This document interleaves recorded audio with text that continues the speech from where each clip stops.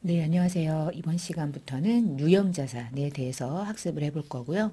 유형자산도 재고자산하고 비슷하게 학습해야 될 양이 조금 많기 때문에 2시간 나누어서 학습을 좀 해보겠습니다. 자, 이번 시간에는 계정 과목이 뭐가 있는지, 그리고 모든 자산의 핵심은 그 자산을 취득해야지만 그 자산의 가치가 나온단 말이에요. 그래서 취득을 얼마에 한 것으로 볼 것인가, 그게 중요하고요. 유형자산은 예를 들면 여러분 건물은 한번 사면 청소해야죠. 유리 갈아 끼워야죠. 도색해야죠. 이런 여러 가지 유지비가 들어가요. 그래서 취득하고 났을 때 지출과 관련된 건 어떻게 처리할 것인지, 마지막으로 학습 정리, 이렇게 순차적으로 학습을 해보겠습니다. 자, 첫 번째 이제 의의를 좀 볼게요. 자, 유형자산은 판매를 목적으로 하면 안 돼요. 판매를 목적으로 하고 있는 자산은 유일하게 재고자산이죠. 그래서 영업에 내가 제품을 만들든 아니면 용역을 제공하든 이런 일들을 하기 위해서 내가 사용하고 있는 거예요. 건물 팔 목적이 아니라 내가 사용하고 있을 때, 토지 사용하고 있을 때, 내가 예를 들면 이 안에 제품을 만들려면 기계 같은 것도 필요할 수 있는 거죠. 컴퓨터도 필요하고요. 이런 모든 것들을 형체가 존재하고 이것을 사용하기 위해서 보유하고 있고요. 유형이라는 말의 핵심이 뭐냐면 물리적인 실체가 있어야 되고요. 유형 자산을 공부할 때는 1년 안에 도래되는 건 유형 자산이 될 수 없어요. 유형 자산은 기본적으로 1년을 초과하는 장기간 사용 자산일 때 그래요. 그래서 유형 자산은 어떤 자산으로 분류되냐면 비유동의 1번 투자면 2번 유형이 되는 거죠. 그러니까 다 비유동이어야 돼. 이 아래 카테고리 안에 있는 것들은 1년 이내가 될 수 없는 것들인 거예요. 자, 다시 유형자산. 그러면 유형자산의 첫 번째 해당되는 요건 중에 하나는 물리적인 형태, 실체가 있어야 되고요. 내가 영업에 사용해야 돼. 그리고 미래에 경제적인 어떤 기대가 되는 내구성이 있는 자산인데 그 말은 1년을 초과해야 된다 이런 뜻인 거예요. 1년 안에 사용되면 유형자산 될 수 없고요. 판매 목적 안 되고요. 투자 목적 안 돼요. 반드시 영업활동에 사용할 목적이어야 되고 당연히 실체가 있어야 돼. 실체가 없으면 무형되는 거예요. 실체가 있어야 된다. 요 세 가지가 유형자산의 특징이고요. 다음 중 시험 문제, 다음 중 유형자산의 특징으로 볼 수 없는 것은 1번, 2번, 3번, 말도 안 되는 4번 뭐 이런 식으로 찡겨 나올 수 있어요. 자, 유형자산 지금 요 카테고리로 들어오셨는데 우리가 이제 비유동 자산에 있는 것들 중에 지난 시간에 투자를 받고 이번에 유형을 볼 거고 그러면 순차적으로 무형을 보겠죠? 마지막에 찌끄레기를 보겠죠. 그래서 시험 문제 다음 중 비유동 자산이 아닌 것 1번, 2번, 3번, 4번 그러면 얘인 거지. 유동 자산에는 두 가지 자산이 있고 비유동에는 네 가지 자산으로 구분하고 있다. 이 별거 아닌 것 같지만 이거를 뭔가 그림으로 외우셔야 돼요. 그러니까 그림으로 외우지 않고 이거를 단어로 외우려고 하면 이게 끝도 없어요. 어려울 거 아니겠어요. 그렇죠? 자, 그러면 이제 유형자산 중에 회계 처리할 때 쓰는 과목이 뭐가 있나? 제가 땅을 가지고 있는데 그 땅을 영업활동에 사용하고 있어요. 그러면 계정 과목이 토지가 되는 거야, 지금부터. 예를 들면 이제 돈이 나가 이렇게. 돈이 나가고 땅을 샀는데 판매 목적이다. 그럼 상품이라고 그랬죠? 두 번째, 땅을 샀는데 투자 목적이래. 그러면 투자부동산이라는 자산으로 인식한다고 그랬죠? 자, 근데 이번에는 땅을 샀는데 우리 회사가 뭐 대지, 임야, 전답, 잡종지 다 이게 땅이란 뜻인 거야. 영업에 사용하기 위해서 건물을 짓기 위해 땅 사뒀다. 난 지금 주차장으로 쓰고 있다. 그때 이름이 토지인 거예요. 아시겠죠? 땅이라고 하는 계정 과목은 크게 3개 정도가 있나 보다. 중요하겠구나. 토지. 두 번째, 모든 자산은 사용을 하는 순간부터 가치가 감소하게 돼 있어. 그래서 유형자산의 핵심은 감가상각을 통해서 비용으로 배분되는 거예요. 영원한 건 없어요. 우리 영원한 거 있어요? 영원한 거 있죠. 근데 우리가 공부하는 회계에서 말하는 영원하다는 얘기는 가치가 아무리 오래 걸려, 아무리 몇 년이 지나도 그 자체가 유지되어 있고 감소되지 않는다는 걸 의미하는 건데 그걸 감가상각하지 않는다라고 부르는 거예요. 그 대표가 땅이죠. 토지는 감가라는 일이 일어나질 않아요. 토지라는 게 뭐예요? 지구잖아요, 지구. 땅. 지구는 뭐 하나님이 만든 거잖아. 인간이 만든 게 아니잖아. 그러니까 토지는 부가세법상 면세인 것과 동시에 토지는 감가상각이 일어나지 않아요. 요즘에 사람들이 이제 지하철도 파고 건물도 짓고 이 땅 자체를 이렇게 현 상태를 자연스럽게 유지하며 살지 않고 자꾸 땅을 파고 이 밑에 이제 뭐 땅을 파서 지하철 공사도 많이 하고 상하수도 공사도 많이 하고 이제 이러다 보니까 땅이 좀 부실하게 되면서 땅 꺼짐 현상이 일어나긴 하지만 그거를 회계 처리를 아직 어떻게 할 것인지에 대한 명확한 제시가 되어 있는 건 없어요. 그러니까 현재 땅은 감가하지 않는다. 이거는 원칙. 두 번째, 토지 위에 세워져 있는 공작물, 지붕이나 기둥이나 벽이 있는 것들. 우리 말하는 건물, 건물을 우리가 회계 처리할 때 건물 이렇게 불러요. 건물, 건물 샀다. 그러면 건물. 땅 샀다. 근데 목적이 뭐죠? 다? 영업활동에 사용하기 위해서. 영업활동을 위해서. 그 다음에 여러분 건물 옆에 세워져 있는 외벽이라거나 아니면은 뭐 이 건물과 건물을 이어주는 다리라거나 이런 것들은 이건 건물. 이런 애들은 건물의 유지 보수라고 생각하시면 되겠고요. 이런 것들을 우리가 구축물이라고 불러요. 그러면 교량, 저수지, 터널 뭐 이런 거 있죠? 정원 설비 뭐 이런 것들을 전부 다 구축물. 그리고 제조업은 제품을 만들려면 기계가 필요한데 그런 것들을 회계 처리할 때 기계장치 이렇게 불러요. 자, 여러분 얘네들은요. 처음에 돈 주고 살 때 차변 잡히는 거야 이렇게. 차변에 기계 샀다. 기계장치. 만약에 차를 샀다. 바퀴 달린 승용차, 화물차, 이륜차는 오토바이 뭐 이런 거 샀다. 그러면 차변에 차량 운반구. 이게 과목인 거야. 회계 처리할 때 쓰는 이름. 컴퓨터 샀다. 에어컨 샀다. 복사기 샀다. 계정 과목 비품 이런 식으로. 자, 그 다음에 건설 중인 자산은 이제 어떤 거냐면은 건물을 짓기 위해서 지금 계속 건물을 완성할 때까지 들어가는 첫 번째 계약금 내죠. 중도금 내죠. 근데 여러분 지금 돈 나가는 건 결국은 완성되는 순간 건물이 되는 거잖아요. 그래서 건물이라는 걸 당장 잡을 수 없고 임시적으로 사용하는 계정인 거야. 그거를 건물 짓기 전에 몇 년 동안 돈 나갈 때마다 건설 중인 자산으로 걸어놨다가 건물이 완공이 돼서 완벽하게 건물의 형체가 되는 순간 그때 얘를 건물로 대체를 시켜. 그래서 사실은 얘는 건물이 될 거라 얘가 언젠간 사라지고 건물이 될 거거든요. 그럼 감가상각은 건물이 될 때부터 하기 때문에 이 중에 감가상각을 할 필요가 없는 것 중에 두 개가 있는데 하나가 토지고요. 얘는 감가상각을 할 필요가 없어서 안 하는 거야. 건물이 됐을 때 하기 위해서. 그리고 토지하고 건설 중인 자산은 감가상각이라는 걸 안 해. 감가상각이 뭔지는 다음 시간에 학습을 할 거예요. 그러니까 감가상각은 얘가 언젠간 사용이 되는 기간에 걸쳐서 비용을 처리하겠다는 얘기거든요. 영원한 자산은 없어요. 자산은 언젠간 소멸해요. 소멸하면 비용이 된다는 뜻인 거야. 근데 그 비용을 처리하는 방법이 감가상각인데 건물, 건설 중인 자산은 할 필요가 없다. 이게 제 기본적인 이해라고 보시면 되겠어요.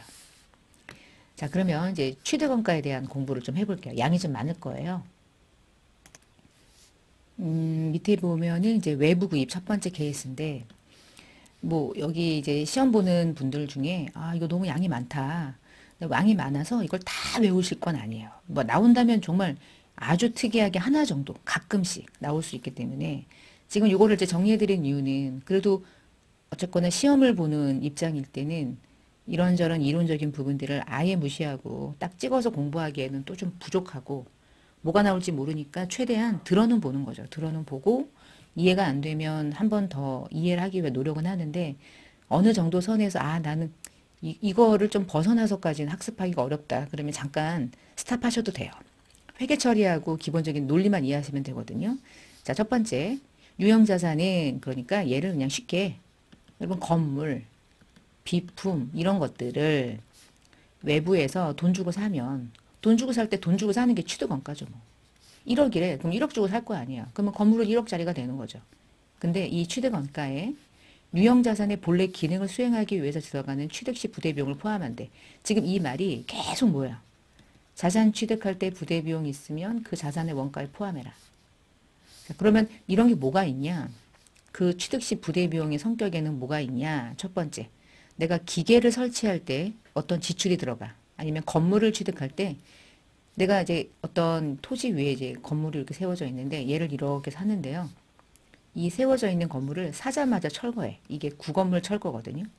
그러면 구건물을 철거하면 내가 얘를 사긴 했지만 결국 나는 무엇만 취득하는 거랑 동일해요. 토지를 사는 거죠. 뭐. 이 건물은 필요 없었던 거야. 근데 왜 샀냐? 토지를 사기 위해서 얘도 같이 따라온 거야. 사자마자 철거. 철거 비용이 1억 들었대. 그럼 토지가 만약에 5억이고 이걸 철거할 때 5억 들었대. 그럼 토지는 얼마 주고 산 걸로 보란 얘기냐? 6억 주고 산 걸로 보란 얘기인 거야. 5억짜리긴 한데 너 1억이 왜 나갔어? 니 때문에 나간 거잖아.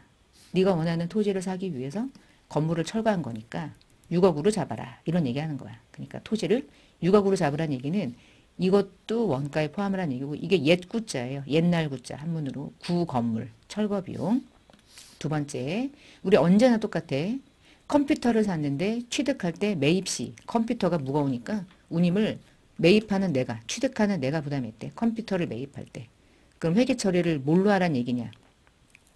답은 비품으로 보란 얘기인 거예요. 그래서 취득 시 운임이 내가 컴퓨터를 500만 원 주고 샀는데 운임이 10만 원 들었대요. 그럼 비품을 얼마로 보란 얘기인 거야? 500씩. 무조건 500씩. 이런 식으로. 기계를 설치하는 비용. 설치하는 것까지가 원가에 포함되는 거야. 내가 아직 사용하기 전이잖아요. 그렇죠? 그까지는 전부 다 그 원가에 포함하라는 뜻인 거예요. 그래서 설계비. 우리 부동산 살 때 중개수수료, 자문수수료 같은 거 내죠?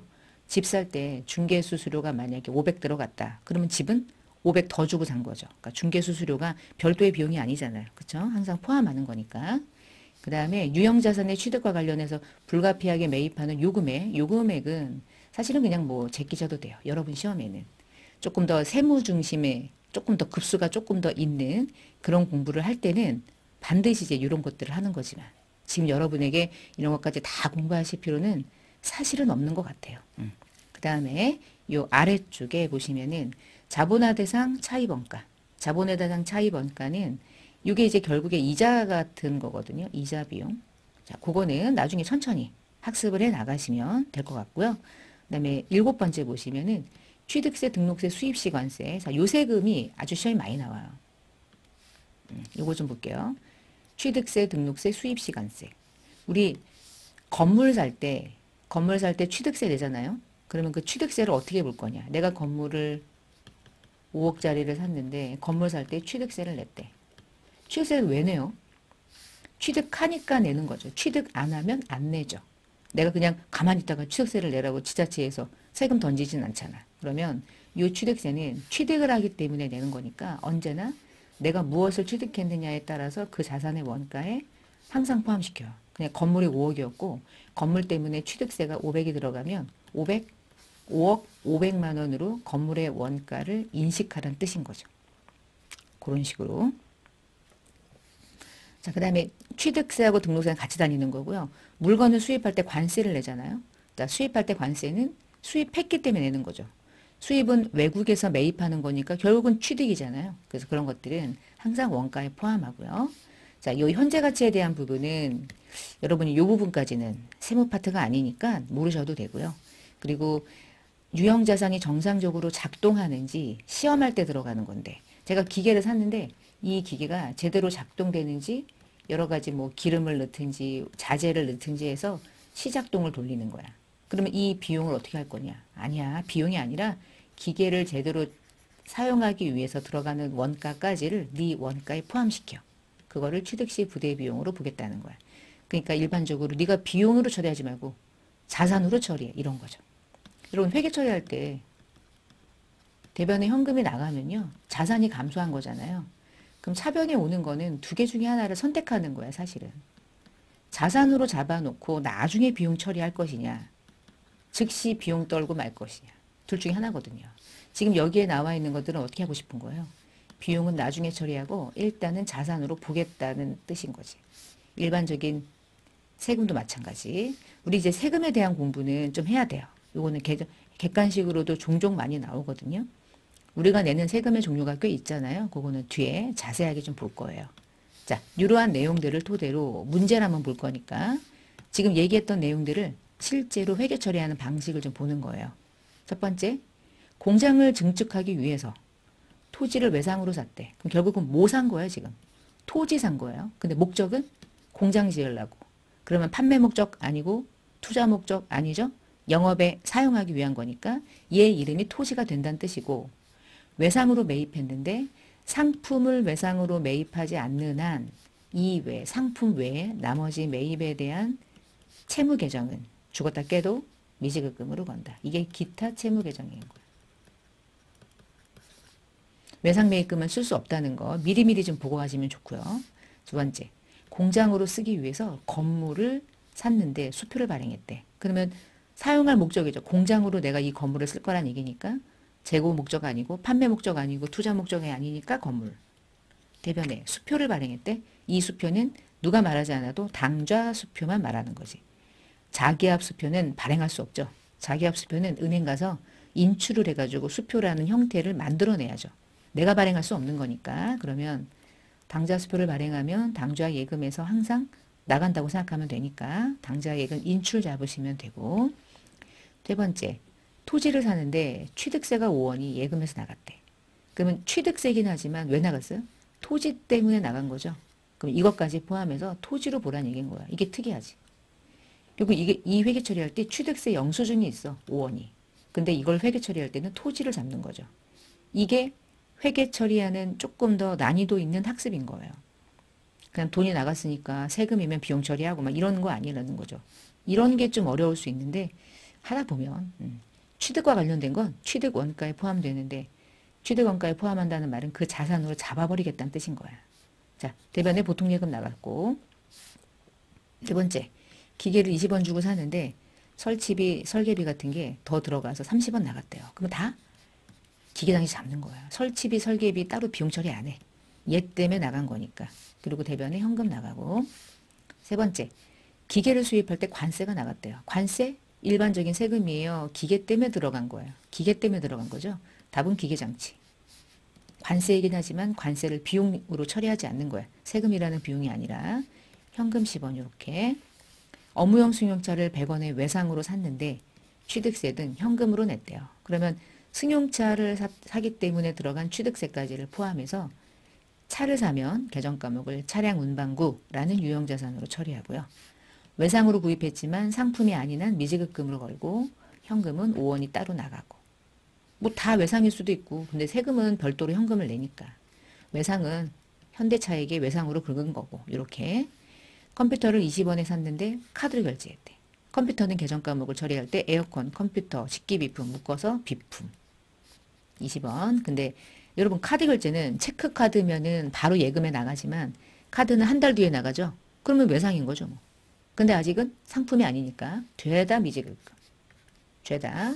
마지막 공장 건물을 짓기 위해서 1차 계약금 50원을 현금으로 냈대요. 건물이 지어졌어요. 건물을 짓기 위해 나가는 거예요 이제. 그렇죠? 건물을 짓기 위해서 1차, 2차 나가는 모든 계약금은 건물 짓기 전에 진행 중입니다. 라는 임시 계정으로 처리하는데 그 이름이 건설 중인 자산으로 처리하고요. 대변에 뭐 현금 나가고 이런 식으로 처리해요. 됐죠? 이거 상당히 중요할 거예요. 회계 처리도 나올 거고 그리고 이제 객관시구 문제로도 상당히 많이 나오는 부분이니까 잘 점검해 보시고요. 자, 그 다음에 이제 두 번째. 취득원가를 구성하는 것 중에서 몇 가지 좀 주의사항들이 있어서 이 앞에서 얘기했던 내용들을 몇 가지만 좀 추려서 하나씩 조금 더 볼 거고요. 첫 번째, 방금 전에 우리가 건물을 짓는다고 그랬잖아요. 내가 건물을 지어. 내가 건설사도 아닌데. 그러니까 이런 거야. 나는 토지가 있고 돈이 그 돈을 가지고 어떤 현대건설에 건물 져달라고 의뢰를 하는 거죠. 견적을 뽑고 그럼 현대건설이 와가지고 건물을 지어줘. 그럼 건물을 져달라고 할 때 뭘 줘야 돼요? 돈을 줘야죠. 근데 이때 돈을 줄 때 계정과목이 건설 중의 자산이라는 건데 여기다가 한 개 더. 현대건설에게 돈을 줘야 되는데 나는 돈이 없네. 나. 돈이 없어가지고 이 돈을 은행 가가지고 대출을 땡겨. 대출을 땡기면 매년 뭐가 나가겠어요? 매달 매달. 이자가 나가겠죠? 자, 근데 이 이자 비용이 왜 나갔는지가 궁금한 거예요, 회계는. 너 직원들 급여 주려고 돈 빌린 거니? 아니면 건물 때문에 돈 빌린 거니? 후자죠. 건물 때문에 돈 빌린 거면 그 이자도 건물의 일부를 쳐줄게. 근데 지금 완성됐니? 진행 중이니? 진행 중이에요. 그러면 그래? 그러면 그 진행 중인 자산으로 다 잡아? 그 이름이 건설 중인 자산인 거죠. 지금 여러분 요 얘기 있잖아요. 내가 내 건물을 짓기 위해서 돈을 빌려. 돈을 빌리면 이자가 나가죠. 일반적으로 이자는 밑에 좀 읽어볼게요. 이제 일반적으로 자가건설에 사용하는 원가 이런 차입한 차입금의 금융비용, 이자 비용은 단기 비용인 이자 비용으로 처리하는 게 일단 원칙인데 우린 다만이 중요한 거죠. 다만 그 차입한 금액에 대한 자본화하는 경우 자본화한다는 말은 자 회계에서 자본화한다라는 말은 건물이라는 자산을 짓기 위해서 들어간 것이라면 1도 다른 용도로 쓴 게 아니라면 그 경우에는 예외적으로 유형자산의 취득원가에 가산한다. 그걸 차입한 원가를 자본화한다는 뜻이고요. 그때 걔를 처리하는 계정 과목이 얘가 또 되는 거지. 건설 중인 자산. 왜냐면 아직 건물이 지어지고 있을 테니까. 다 완성된 상태가 아닌 경우가 훨씬 많기 때문에. 자, 첫 번째가 이 경우. 두 번째. 유형자산인 토지나 건물, 차량 같은 것들은요. 여러분 이제 차 사보신 적이 혹시 강의를 들으시는 분들은 조금 어릴 수 있어요. 그러니까 차를 구입하거나 뭐 지자체에 가서 번호판을 달아가지고 세금을 내고 그 모든 절차를 밟거나 이런 경험이 좀 없을 수 있는데 토지나 건물이나 이런 차량 운반구를 취득하게 되면 공채를 발행해요. 국가가, 지자체가.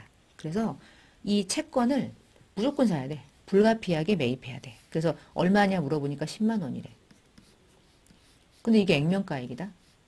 시장 가치는 10만 원 정도 안 해요. 뭐 이자가 그렇게 높지 않거든요. 그러니까 시장 가치가 한 7만 원 돼. 그럼 여러분 대부분 채권은 시장에서 거래되는 7만 원 주고 사는 게 일반적인데 이 경우만 특이해요. 무조건 사야 돼. 근데 그것도 액면가액에 사야 돼. 그리고 당장 팔면 7만 원밖에 되지 않아. 그러니까 현재 가치는 7만 원인데 취득은 비싸게 해요. 그러면 차익이 생기죠? 3만 원. 손해보거든요. 무조건 손해봐요. 그러니까 무조건 손해보는 얘를 어떻게 할 거냐. 너 왜 손해봐? 왜 손해봤어? 왜 손해봤죠? 차 사서, 건물 사서, 토지 사서, 취득해서 이런 일 발생한 거니까 야 3만 원까지 네 자산의 원가에 포함시켜. 그래서 계정 과목을 건물 잡아버리고 토지 잡아버리고 차량 운반구 잡아버리고 그렇게 회계 처리해요. 뒤에 이자 가지고 해볼게요. 그 다음에 법인이 누군가로부터 토지를 공짜로 받아. 그럴 수 있어. 우리 회사에 대주주가 있네. 대주주가 우리 회사가 땅이 필요하다는 얘기 들었는데 그 땅을 얘가 가지고 있어. 회사로 왔어. 내 땅을 회사에게 기증하겠습니다. 여러분 기증을 받을 수도 있잖아요. 그치? 증여를 받은 거야. 그럼 증여를 받으면 이게 만약에 시가가 예를 들어서 공정가치가 만약에 5억이다. 그럼 5억 잡아. 토지가 내 거고 등기하니까. 그러면 이 5억을 대변에 돈이 나가지도 않았고 주식을 주지도 않아. 그냥 공짜로 받았네. 이때 대변에다가 공짜로 받은 이익에서 이름이 있어요. 자산수중이익이라고 잡고요. 얘는 영업이랑 관계없는 수익을 그냥 딱 잡아버려요. 그러니까 결국 이 회계처리는 차변은 토지라는 자산의 증가, 대변에 수익의 발생 이렇게 되는 거죠. 공짜로 자산을 증여받았다. 요거 회계처리 종종 나오니까 어떻게 모든 시험은 다 이해해가지고 막 이해가 된 게 막 자연스럽게 암기가 되면 좋은데 들을 때랑 또 시험 볼 때랑은 또 다르다. 그러니까 암기하셔야 돼요. 지울게요. 자, 무상으로 취득한 자산은 대가를 지불하지 않았기 때문에 그 자산의 공정가치를 원가로 잡고 지금 5억이 시가야. 그럼 5억을 잡으라는 얘기야. 그 땅이 그 대주주가 자기가 1억 주고 샀었대. 뭔 상관이야. 언제 주고 샀는지 그건 상관없죠.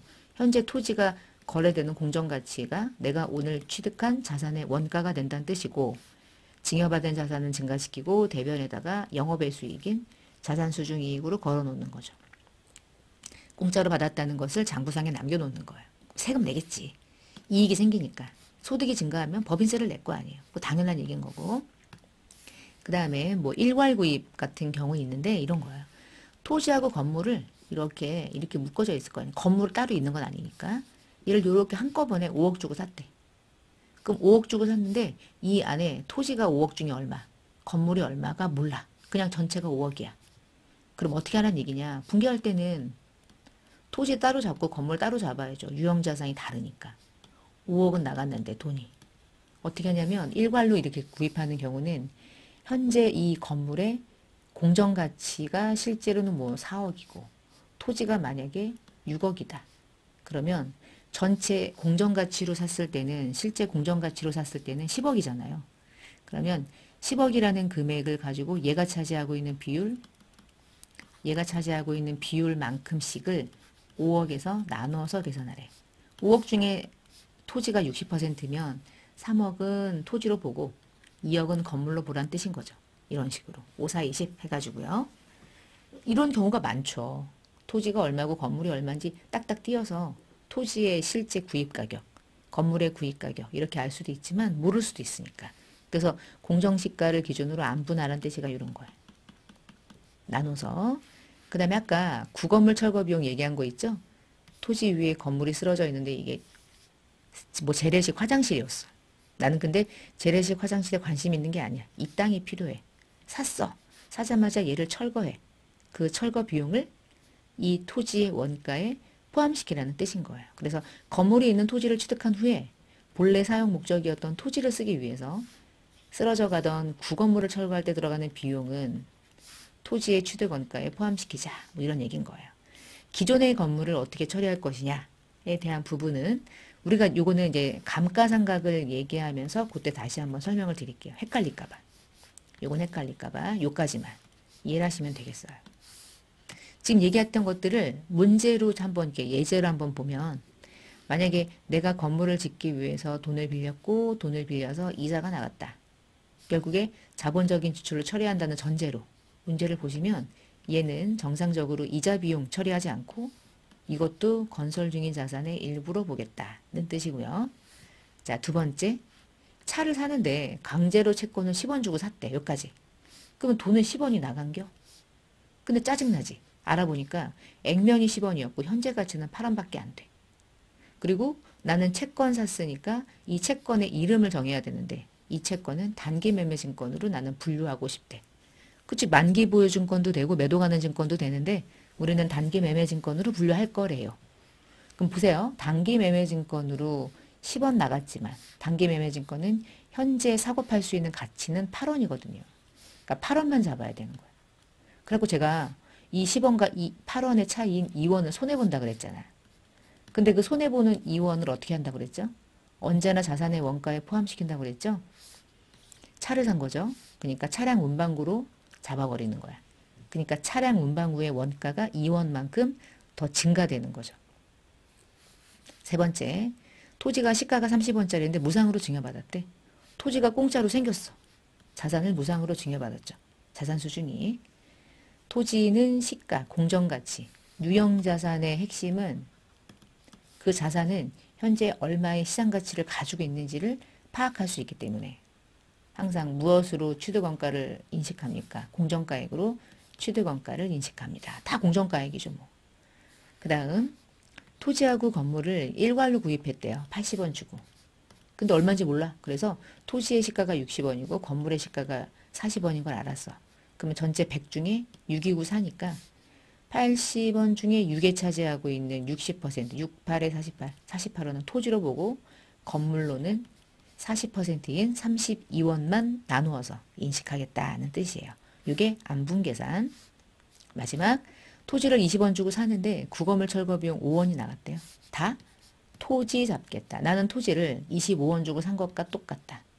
5원은 별도의 비용도 아니야. 비용이라고는 하지만 얘가 우리는 비용이라고 하지만 회계 처리할 때 무슨 비용이야? 건물 때문에 들어간 거니까 아니 토지 때문에 들어간 거니까 죄다 토지의 원가로 볼 거야. 이게 핵심. 대변에 현금 나가고요. 자, 그럼 이제 네 번째를 좀 볼게요. 우리가 취득을 하면 그냥 아무것도 건드리지 않아도 그 자산이 계속 사용이 되면 좋은데 고장날 수 있잖아요. 어떤 수리비가 들어갈 수도 있고요. 그래서 일단 샀어. 건물을 샀어. 샀는데 몇 년 뒤에 이 건물에 추가적으로 뭔가 지출이 들어가. 그럼 이 지출이 들어갈 때 돈이 나갈 거니까 비용 처리할 것이냐, 또 자산 처리할 것이냐 선택하는 거죠. 근데 보니까 비용 처리할까 자산 처리할까 중에 예를 들면 이런 거예요. 여기 밑에 여러분 건물이 있는데요. 유리를 교체하거나 외벽 도색을 해요.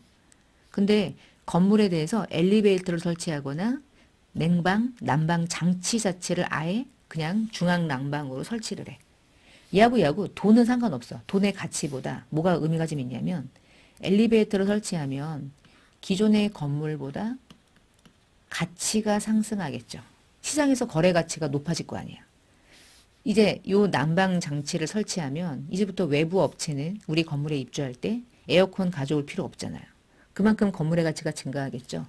자, 그런데 유리를 갈거나 외벽 청소를 하거나 이런 것들은 자산의 원래 기존의 건물이라는 자산의 가치를 유지하는 성격이지 증가시켜주는 어떤 지출 성격은 볼 수 없죠. 느낌이 그런 거예요. 느낌이. 야, 그러면 이렇게 가자. 우리 이름을 부를 때 자본적인 지출, 수익적인 지출 이렇게 처리하는데 자본적인 지출은 이런 것들이야. 원래 기존의 건물의 가치가 이 지출로 인해서 건물의 가치가 증가되는구나. 건물의 가치가 실질적으로 증가되는구나. 아니면 오래 더 사용할 수 있게 연수가 더 연장되거나 원래는 10년밖에 못 쓰는데 이 돈이 들어가니까 20년 더 쓰게 됐어. 그럼 자산의 가치가 증가된 거잖아요. 이런 지출은 회계 처리할 때 이게 건물에 들어간 거야? 그럼 너까지 난 건물로 볼 건데 답은 건물이야. 그럼 건물로 본다는 얘기는 돈이 나갈 때 뭘로 처리한다는 얘기예요? 자산으로 처리한다는 얘기죠. 자산의 원가에 포함시키래. 그러면 얘를 뭐라고 부르냐면 재무상태표를요. 딱 상상하면 자산을 증가시키는 요인은 부채도 있고 자본도 있는데 자본적인 지출이라는 말은 자본적으로 인식하면 자산이 증가되게끔 하고 싶은 거예요. 그러니까 자본적인 지출이라는 말은 짝인 자산 잡으세요. 이 뜻이에요. 해당 자산으로 잡으세요. 자, 근데 두 번째. 수익적 지출을 처리한다. 수익적 지출이다. 자, 여러분 수익적 지출은 손익계산서를 잘 보시면 수익에 대비되는 건 비용이잖아요. 그러니까 수익을 발생시키는 비용 처리하라는 뜻인 거야. 수익적 지출은. 유형자산의 원상회복, 고장난 걸 수리, 능률을 유지하는 거죠. 그러니까 얘 같은 경우는 자산의 가치가 증가되진 않아. 얘는 알파가 없어. 얘는 알파인데 얘는 그냥 현상 유지야. 이 돈이 안 나가면 가치가 뚝뚝 떨어지게 돼 있어. 그나마 얘가 들어가면 뚝뚝 떨어지는 이 급속을 조금 더 완화할 수는 있겠죠. 그래서 얘는 당해년도 비용으로 처리하는 거예요. 그래서 건물에 대해서 유리를 갈거나 외벽을 도세하면 당연히 즉시 비용으로 처리하는데 그 비용의 이름 중에 하나가 수익적 지출에 해당하는 비용 처리하는 아주 대표적인 개정 과목 중에 하나가 수리했다, 수선했다 이래서 수선비라는 이름으로 처리해요. 그래서 좀 특이한 게 하나 있어. 지울게요. 자, 자산 중에 차 있죠, 차. 차량에 대해서 뭔가 수리를 하거나 뭐 교체를 하거나 엔진을 갈아 끼우거나 뭔가 다양한 차에 대해서 뭔가 수익적인 지출이 들어갔다. 그때만 개정 과목을 수선비로 처리하지 않고 차량 유지비로 처리해요. 그러니까 둘 다 비용은 맞는데 비용이긴 한데 차에 대해서만큼은 별도로 차량 유지비는 별도의 이름으로 처리해요. 왜 그러냐면 기업이요. 차량을 관리하는 게 중요하거든요. 근데 그 차량에 대한 비용은 별도로 관리하기 위해서 또 다른 개정 과목을 쓰도록 하고 있어요. 그래서 이 이름을 따로 쓰고 있어요. 대신 차가 아닌 나머지 모든 자산의 수익적인 지출은 죄다 수선비고요. 그리고 자본적인 지출은 그냥 그 자산으로 잡아버리는 거야. 근데 만약에 자본적인 지출인데 이게 건물에 대한 거였으면 답이 건물이지만 이게 토지에 대한 거였으면 답은 토지. 비품에 대한 거면 비품. 차에 대한 거면 차량, 운반구 이렇게 처리해요.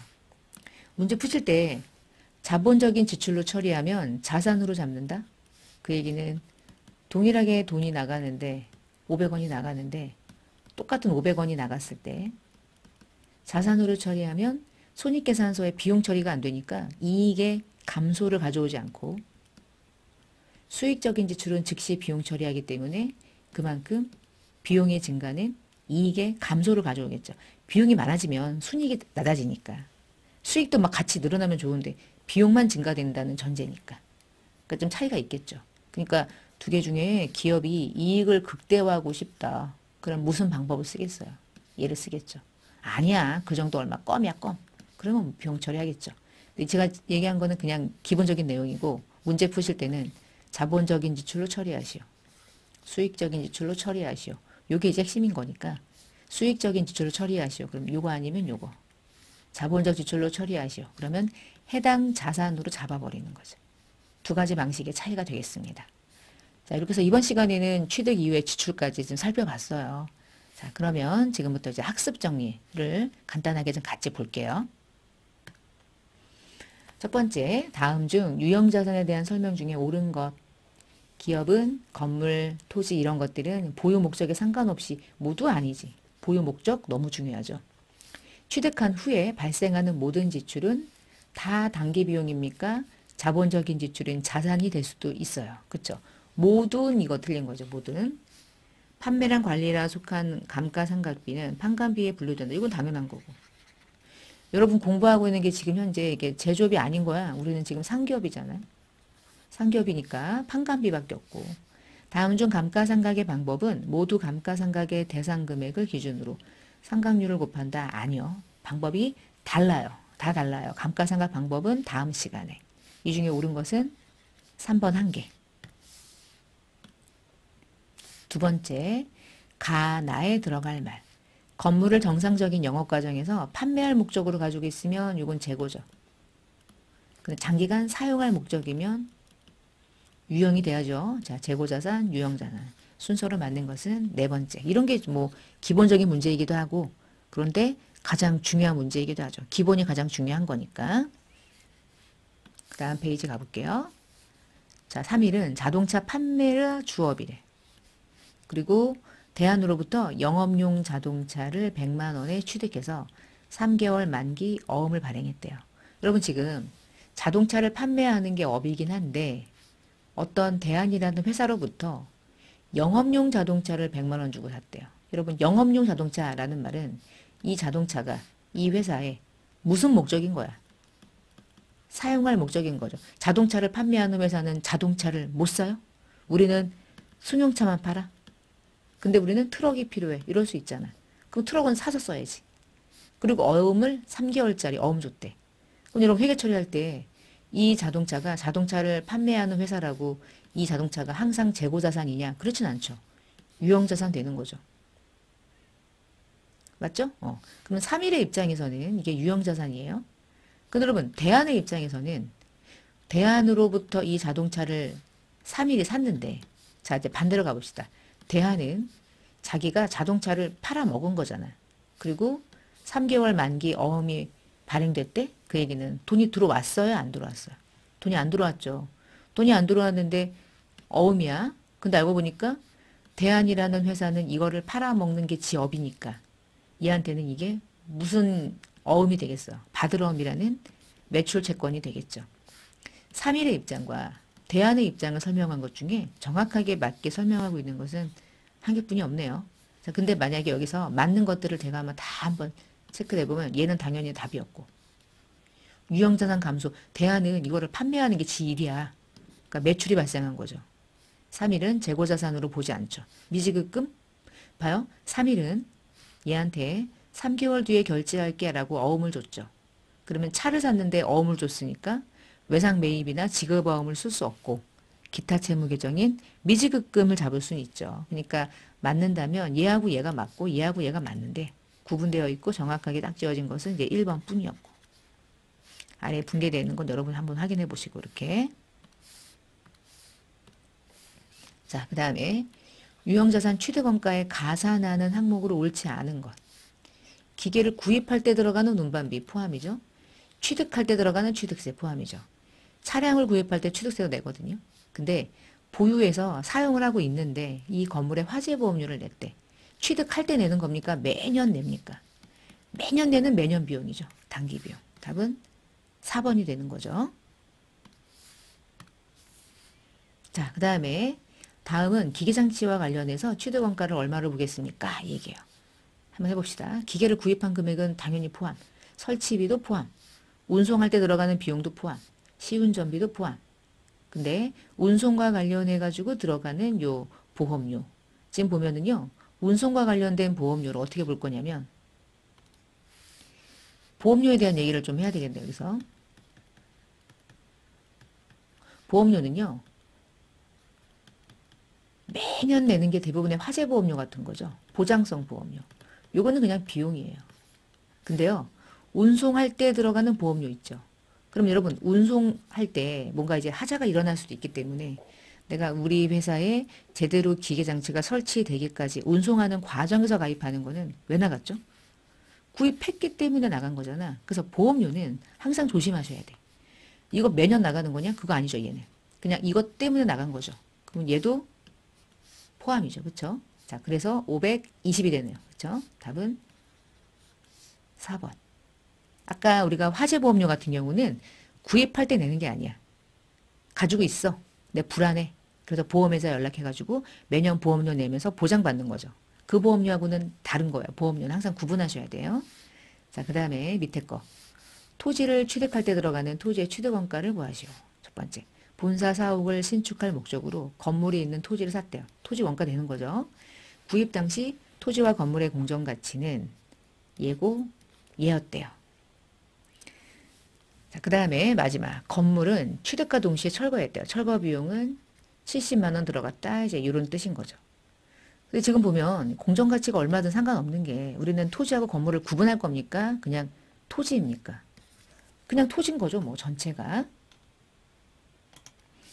그러면 결국에는 뭐 이게 얼마인지는 상관이 없네요. 그쵸? 그러니까 토지는 그냥 1,500만 원에 산 거예요. 건물하고 토지가 얼마인지 공정가치가 얼마인지 비교할 거 없죠. 왜냐면 구분해서 건물을 얼마로 잡을 것이냐를 고민할 필요가 없이 전액 다 토지로 잡을 거니까. 거기다가 토지를 사면서 즉시 건물을 철거한 것까지를 토지의 원가로 보겠다. 그럼 답은 1,570만 원이 되고요. 답은 3번이 되겠네요. 이렇게 객관식으로 취득원가를 계산해서 너 얼마까지 취득원가 포함하는 건지 알아 몰라? 뭐 이런 거 물어보는 거예요. 그럼 나는 안다. 그럼 문제를 푸시면 되겠고. 그 다음 3일이 차량 운반구랑 토지를 얼마로 볼 거니? 자, 차량 운반구 쭉 있고 토지 밑에 있네요. 자, 차량 운반구 매입가액 포함이죠. 자, 매입할인 잠깐 얘기할게요. 우리가 차 살 때 2천만 원 주고 샀어. 근데 자동차 회사가 얘기했어. 빨리 결제하면 DC 해준대. 80만 원. 그럼 DC 받았어. 그러면 1,920만 원 주고 산 거잖아. 취득원가는 얘란 뜻인 거야. 우리 재고자산에 대한 원가 계산할 때 매입 환출, 매입 애누리, 매입 할인 차감했던 거랑 똑같은 거예요. 그러면 얘도 매입 가액은 얘지만 매입 할인은 차감하는 거고 취득세는 당연히 포함이고 매입할 때 운송비 당연히 들어가야 되겠죠. 그러면 2천만 원에다가 80은 까고 100만 원 더하고 10만 원 더하면은 2,030만 원 되고 얘는 아니고 두 번째 토지.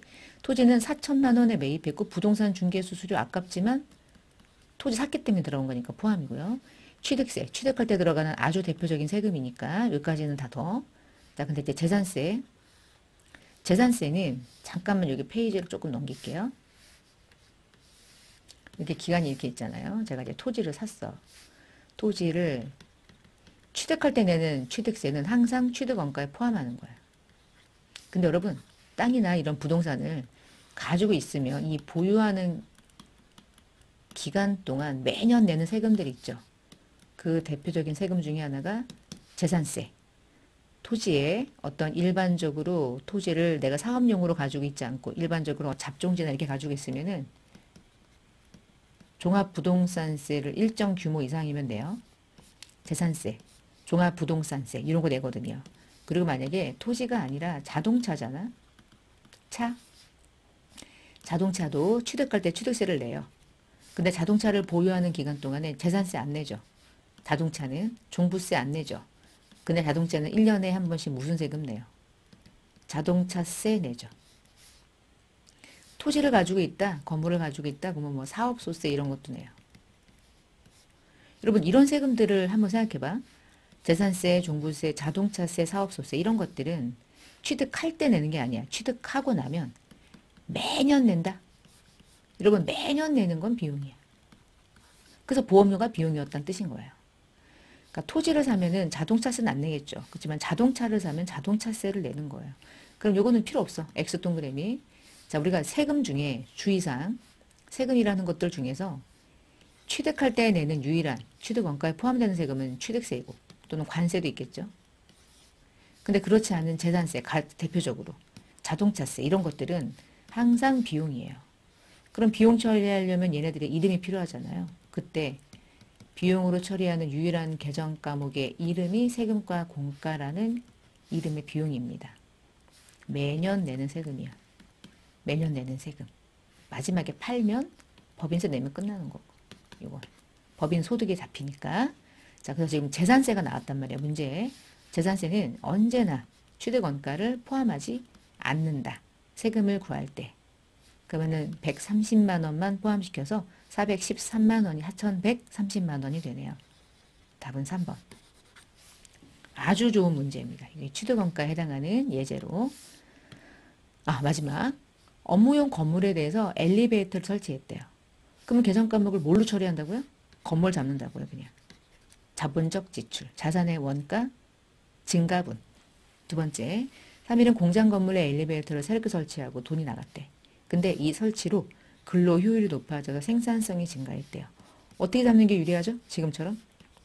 건물로 잡는 건데, 야, 건물 잡으세요 라고 하는 말을 무슨 지출로 보란 뜻이냐? 자본적인 지출로 처리해서 비용 처리하지 말고 건물의 원가에 포함시킨다. 장부상의 원래가 가치가 있었다면 이 3억을 그 안에 포함시킨다는 방식이니까 답은 1번이 되겠죠.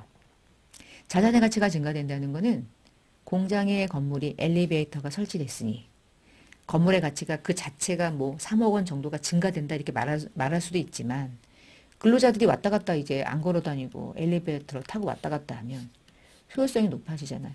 효율성이 높아지면 원가가 감소하겠지. 원가가 감소하면 이익이 증가하죠. 그게 결국은 이런 얘기인 거죠.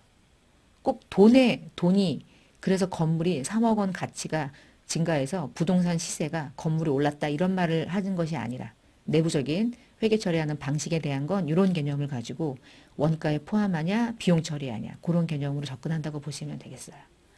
자, 그래서 이번 시간에는 유형자산 첫 번째 시간으로 한번 정리를 좀 해봤고요. 자, 다음 시간 이어서 두 번째 유형자산을 같이 학습해 보겠습니다. 이번 시간 마치겠습니다. 감사합니다.